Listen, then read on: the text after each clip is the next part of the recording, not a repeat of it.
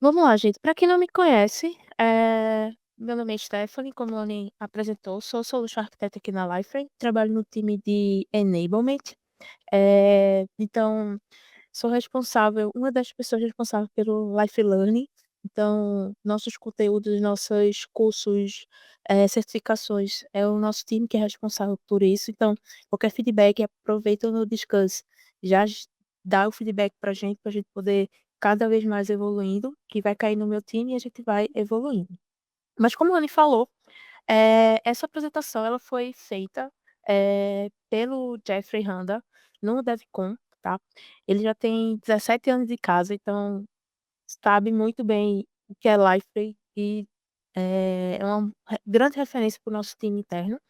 Então ele trouxe essa provocação no DevCon para a gente, eh, deix colocar algumas informações para vocês, onde a gente ainda observa algumas soluções, seja que foram aplicadas e que eram as best practice em 2015, e um Life que é 2026 é totalmente diferente. Então a gente, vem trazer essa provocação, e aí o objetivo aqui, tá gente, não é, criticar, tá, do que foi feito lá atrás, porque era dentro do que se tinha de produto, mas a gente evoluiu. Então a gente evoluiu para garantir uma performance melhor, uma facilidade de upgrade e, consequentemente, uma melhor sustentação do seu projeto. Então, deixa eu passar aqui. Então a gente começa dizendo assim: "Me desculpe porque, o título da apresentação ele é provocativo mesmo". Então, ele trouxe isso porque foi uma brincadeira interna da gente e acabou ficando. Então, o que a gente, pede desculpa é porque a gente acaba trazendo esse título para poder a gente discutir junto com a comunidade, tá. Então, o que é que a gente vem trazendo? Então, assim, a palestra vem falar de boas práticas, especificamente no desenvolvimento com Liferay, mas que algumas coisas que eram tendências naquela época, que eu estou falando 2015, 2017 e tudo mais, o tempo mudou e nós devemos mudar, mas coisas que eram boa ideias, então você olha assim, é que nem a roupa, então assim, você vê o cara aí num carro e tal, é um cara todo, vamos dizer assim, dentro da visualização, tá bonito, tá bem organizado, mas também nem tudo é uma boa ideia. Então, tem um cara aí que tá com a pochetezinha e tal, que eu particularmente não gosto do visual do cara. Então, assim, o que é que a gente veio trazer isso para vocês? Então, o objetivo aqui não é apenas apontar problemas, mas também indicar o caminho certo. Então, para isso, eh, a gente traz essa primeiro mindset. Tem coisas que está funcionando, então a gente tem até, 2 ditados que a gente gosta de dizer, que time que está ganhando não se mexe, e o que se não está quebrado, não conserte, né. Então assim, quando a gente vem falar de boas práticas que eram aplicadas em 2016, 2017 e agora 2026, 10 anos depois, o que é que a gente precisa avaliar? Então, antes de qualquer coisa qual o desempenho da tua solução, se ele é aceitável, se tiver, vai em frente, e se está enfrentando algum problema de performance, dificuldade de fazer um upgrade, talvez vale a pena reavaliar a implementação e passar para pra o desenvolvimento atual, tá. E aí eu vou começar com o primeiro tema, que que eu particularmente, quando eu comecei a trabalhar no Liferay, foi por onde eu comecei a desenvolver um Life com a minha amiga Jordana, que, não sei se todo mundo conhece, mas, ela me ensinou a usar temas. Então, eu tive meu primeiro,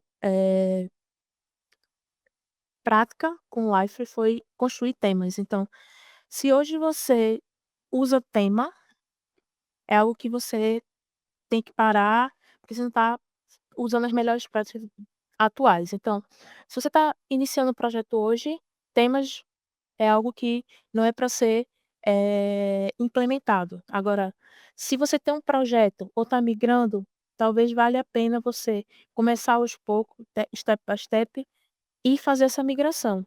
Então, o tênis, lá atrás, ele foi introduzido para quê? Para personalizar de forma fácil a aparência do Wi-Fi. Então, usando, padrões como CSS, FreeMarker, o próprio JavaScript. Então ele veio com a proposta, trazer um controle total sobre a camada de apresentação do Wi-Fi, porém tinha um desafio por trás disso, de usar esse tênis. Então, qual era os principais desafios? Frágil, às vezes em uma pequena mudança de versão já quebrava, então, às vezes você precisava fazer uma atualização para uma versão, já precisava ter uma exigia que você precisasse fazer algumas modificações significativas no trabalho que foi feito, que tipo, estava funcionando, atualizei e parou de funcionar. Então, diante desse histórico, desses problemas, o Liferay, o time de produto foi pensando: "Pô, isso aqui eu preciso manter meus clientes atualizados, como é que eu faço isso?". Então, o Temus ele foi, deixando de lado e criando novas tecnologias para que a gente conseguisse fazer nosso front-end, a nossa identidade visual do nosso projeto da melhor forma. E como é que a gente faz hoje?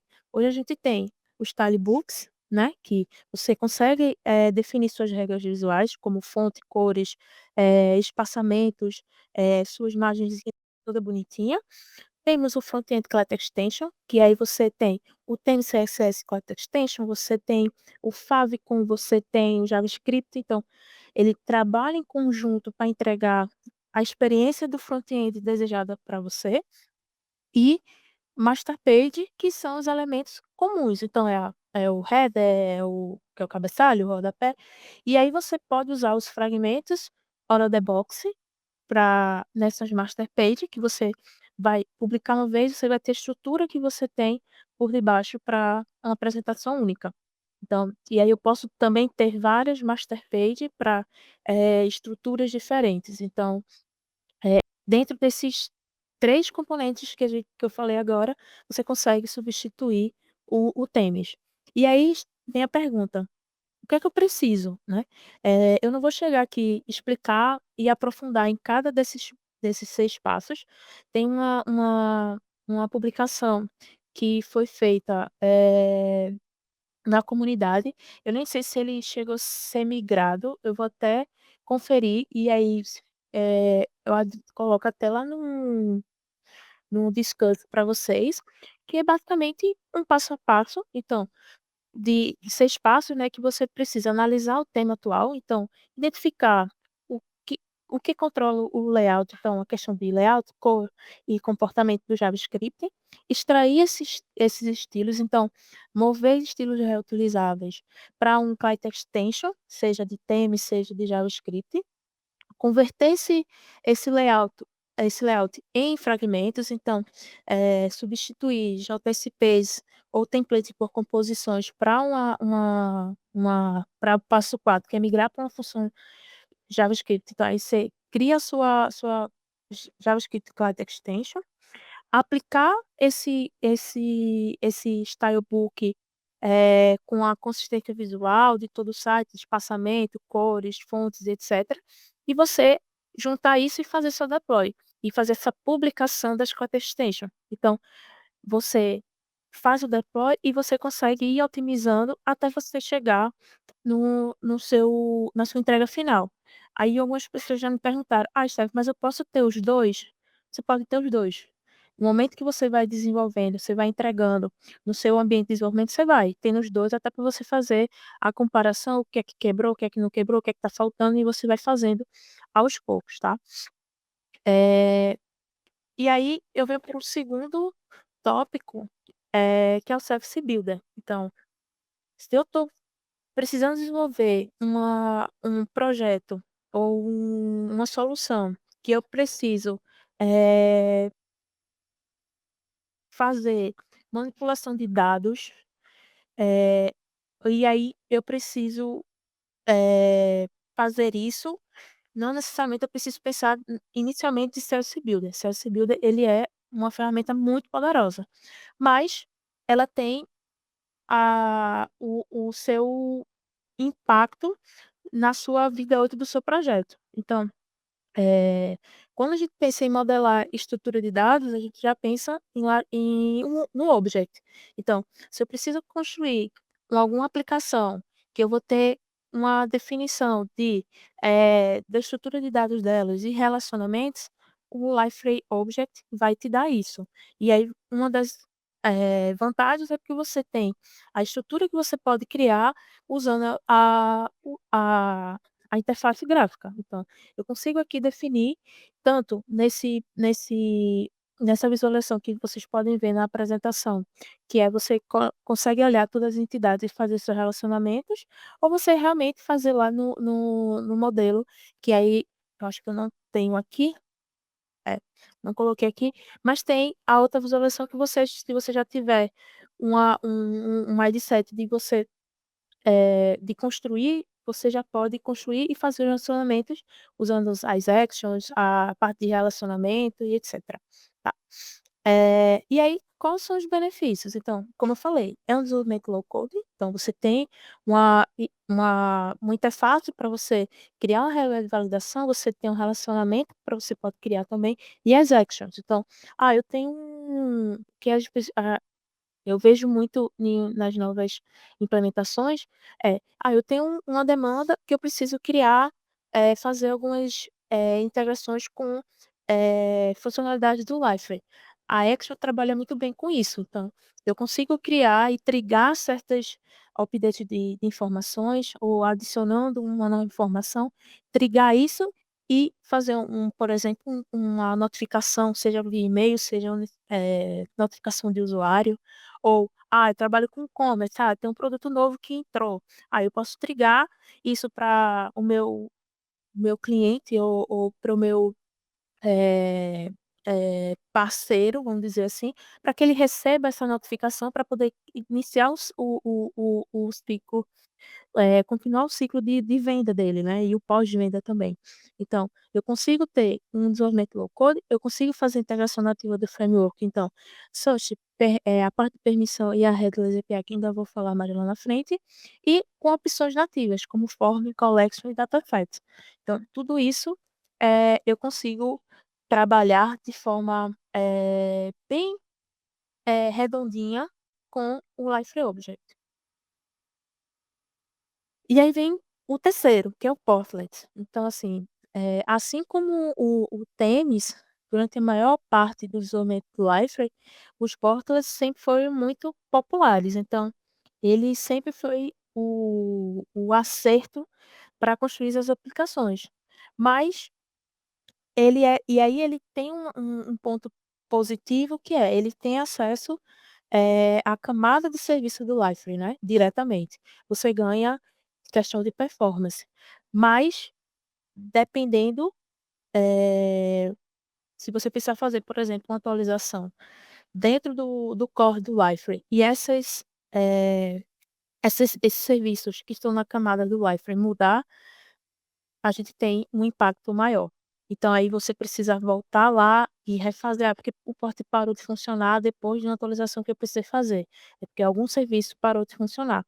Uma vez quando você, altera isso para alternativas do Live, como microservices do Cloud Extension, ou front-end, ou via headless, você pode fazer suas manutenções da sua solução independente do Live. Você vai consumir coisas do Live, por exemplo, eu preciso acessar um serviço ou uma headless do próprio, Liferay, que é a nativa, eu pego tenho o meu microservice, construí todo bonitinho, tem uma facilidade de desacoplamento bom, faço toda a manutenção ou evolução dela, sem precisar fazer um upgrade ou update do Liferay. Então eu não preciso fazer um deploy, eu faço deploy diretamente aonde? No meu Microsoft. Eu preciso fazer uma mudança do front-end das minhas questões, faço diretamente no meus, na minha CX. Então, eu não preciso rodar rodar a esteira do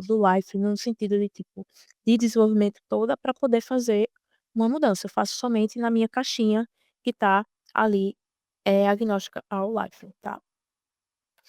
Headless. Headless é um ponto muito importante que a gente gosta de trazer, porque, eh, atualmente eu tenho visto alguns problemas de implementação com relação às chamadas dos endpoints, né. Às vezes eu recebo alguns, pedidos de ajuda com relação a isso. Então, assim, às vezes, quando eu preciso fazer o desenvolvedor precisa fazer uma requisição nas headless, ele faz uma, 2, 3 chamadas, e aí ele acaba fazendo uma chamada muito grande ou fazendo um quantitativo muito grande de chamadas, onde eu posso criar só uma, que no qual ele traz um retorno para mim maior, mas ele traz a informação do jeito que eu quero. Então, em vez de fazer 4 ou 5, eu faço somente uma. E aí, isso acaba mexendo muito na performance da resposta, né. E aí eu trago, por exemplo, de produto, né. Por exemplo, aqui eu tenho um get de produto, que eu passo um ID, né, vocês podem ver aqui. Então, estou dentro do Explorer do Wi-Fi, passo um ID e ele me retorna esse esse retorno aí que são 72 linhas mais ou menos, quando eu fui checar mais cedo, né. E aí só que ele não me traz o quê? Ele não me traz a especificação do produto, ele não me traz as options do produto, ele não traz as imagens que a gente coloca no mídia, e nem traz, por exemplo, produtos relacionados. Então, nessa chamada, eh, passando a ID do produto, ela me traz uma resposta bem basicazinha, né, traz só o create date, o nome, a category se tiver e etcétera. Porém, se eu precisar adicionar, produtos a mais, eu teria que ter essas chamadas aqui. Eu tenho product specification, imagens, product option, attachments, categories. Então, eu teria que fazer pra dependendo do que eu precisar retornar ou precisar trazer como resposta, eu teria que fazer uma, 2, 3, 4, 5, 6 chamadas aqui, a mais. Só que aí eu tenho hoje a possibilidade de trazer um campo chamado nested field, né. O que é que ele faz? Ele traz todas as entidades relacionadas, então, eu preciso trazer auction, eu trago ela eu vou mostrar para eles na frente, por exemplo, aqui imagens. Eu preciso ela traz todas as entidades relacionadas, então, eu tenho a imagem, ele traz imagens. Ah, eu tenho um produto relacionado, ele traz, e aí eu vou separando por vírgula, né. E aí ele vai trazendo. E aí eu tenho também um nested field depth, que ele traz a profundidade dos níveis. E aí eu só posso incluir até 5 níveis, tá, para não sobrecarregar a consulta lá no database. E aí eu vou trazer o parâmetro lá que eu tinha do commerce admin, onde eu tenho um produto que tem esse ID, e eu quero as imagens, produtos relacionados, produtos option e as specifications dela. E aí ele traz esse conjunto aqui de resposta, tá. Então, deixa eu ver, pronto, 200 linhas. Ele saiu de em torno de 70 linhas para um corpo de 200 linhas. Mas aí, o que é que a gente precisa entender? Beleza, Stephanie, eu entendi, eu consigo fazer relacionamento, tudo mais, ficou muito bom. Porém, eu ainda coloco, mesmo você otimizando a esse nível, eu ainda trago um ponto de atenção. Escolha com sabedoria. Para você trazer realmente o que você precisa. Às vezes, as pessoas: "Ah, porque aqui eu tenho garantia, daqui a 3 meses eu vou precisar", talvez dessa informação. Faça por partes, porque aí por partes você vai conseguir, ter um retorno. "Ah, eu tenho hoje", e aí você consegue medir, né, "Eu tenho um retorno desse endpoint". e aí ela está carregando de forma aceitável. Se eu colocar para cá, se eu botar mais 3 campos relacionados, 3 entidades relacionadas, desculpa, quanto que essa performance vai mudar ou não vai. Então, permite que você vá acompanhando o avanço e melhorando ou adaptando sua request, no caso do endpoint, de forma mais, com parcimônia, tá, para depois não ficar trazendo muitas informações se que não precisa. Isso também funciona para o post, tá. Eu quero fazer, novas especificações, eu preciso criar nossos produtos, o Nested Field consegue também fazer esse post, tá, de criação. E aí tem os parâmetros adicionais que eu falei, né, que é o Nested Field Depth, que é o que ele vai com a profundidade de relacionamentos a alinhados, vamos dizer assim. Os filtros, né, então você consegue filtrar os campos. O Flutter para poder achatar a estrutura da resposta. Filtro, que é para filtrar alguns resultados. Page Size, paginação. Search para busca textual. E sorte para poder ordenar, né, esse aí já são os parâmetros que você consegue passar no Postman da vida ou no próprio, App Explorer. E aí eu venho para o próximo tópico, que é o free market, né. Eh, eu ouço muito também essa parte do free market, que é eu vejo às vezes o abuso de usar free market e a gente precisa também ter cautela para dar, uso, eh Da da melhor forma do free market, né, porque a gente existem outras soluções que a gente consegue. Oi, desculpa te interromper, é que o Everton ele ficou com 2 dúvidas do tópico anterior, que é se traz o relacionamento no tópico anterior afirmar que e se Então pronto, o nested field ele pega, por exemplo, se eu tiver um object e eu tenho um relacionamento com uma entidade que eu criei para um exemplo, eu tenho um object A, eu tenho um object B. E aí eu tenho um relacionamento entre eles, de campos, por exemplo. Eu consigo puxar ele no relacionamento, tá. Então, ele consegue trazer, dentro da requisição que eu faço nesse endpoint, as informações do outro object, tá. Então é só tudo de entidades relacionadas. Não, isso beleza, Stephanie, mas acho que você respondeu minha pergunta quando eu perguntei ali do nessa dificuldade. É assim, é relacionamento A, B e C, né, o B tem um relacionamento com o C e o A tem um relacionamento com o B. Se eu usar o Dex passando o 2, ele vai trazer o relacionamento C também? Vai. Isso está disponível em todas as versões ou tem alguma específica? Não, isso já é Seja desde que existe o Object já está assim. eu não sei dizer que é desde do object, porque eu não usava bem. Gente, eu vou dizer que pelo menos de 2025, eu sei que tem. Da quarta release 2025, Q1, por exemplo. Tá. Eu já tive muita dificuldade com isso, não sabia desse atributo, Stephanie, e já vi bastante tópico no antigo Slack por causa disso também, o pessoal sempre questionando isso. Vou dar uma pesquisada aqui. Valeu.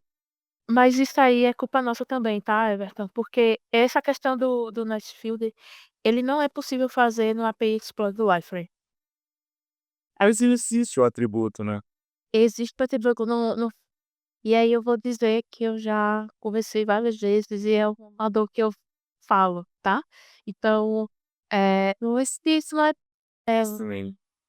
então assim, até na documentação da gente, quando eu peguei até para fazer uma chamada com um parceiro, eu fiquei olhando assim: "Mas é possível e tudo mais", ele: "Mas aqui na documentação não diz". Aí eu disse: "Ah, pronto", aí já foi meu insight para pedir para os meninos já atualizarem a documentação com isso, porque realmente, se você for olhar no API Explorer, você não vê ele, tá ligado? Você tem que isso aí deveria estar já dentro Do Swagger lá, né, assim. do Swagger lá, entendeu? Mas vai sair, confia. Confio. Valeu, Steph. Eh, obrigado, Bá.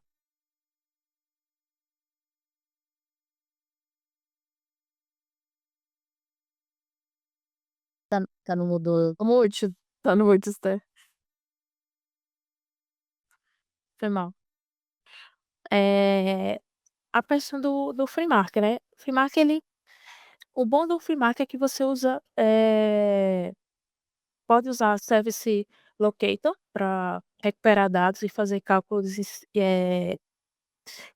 só que isso não é a melhor prática para ser feita no free market, né. E aí, o que é que a gente, vê muito? A gente vê um erro comum no sentido de implementar a regra de negócio, como buscar uma data de publicação, filtrar um conteúdo específico de uma categoria, usando o Service Locator. Embora isso funciona muito bem, e aí funciona bem mesmo, mas aí quando a gente traz para um contexto de desenvolvimento, é ótimo, porque a resposta vai ser rápida, porque você está acessando ali diretamente. Mas quando você, às vezes, bota num ambiente como produção, que tem um alto tráfego de acesso e etcétera, a performance já cai. Então, às vezes a página demora a carregar, algumas coisas, ele fica para sendo exibido no final. Então, assim, o free market ele é ótima opção para renderizar a interface, mas não para processamento de dados e regra de negócio. Então, assim, não me entendam mal, ele é uma ótima linguagem para templates, e aí mas para essa parte de processar ou implementar lógica, a gente tem melhores opções. Então, quais são essas opções? Collection. Então, a collection você consegue criar de forma, dinâmica e também, manual, né, você consegue fazer isso. Você consegue fazer também como com search blueprints, então você consegue fazer algum filtro específico, fazer a ordenação e tudo isso utilizando o Elasticsearch. Então, você ganha desculpa, você ganha performance e menos complexidade na hora de você exibir essas informações, né. E aí, quando você precisar: "Ah, Steph, mas eu preciso de uma coisa muito maior, não é só uma lógica de apresentação, eu preciso, fazer uma lógica customizada", que aconteceu em um projeto que eu trabalhei. A gente precisava fazer, uma lógica muito mais, customizadas, assim. Eu uso o Custom Element. Então, eu posso fazer isso, com essas 3 opções, tá. Então, se tem outras alternativas com relação ao free market.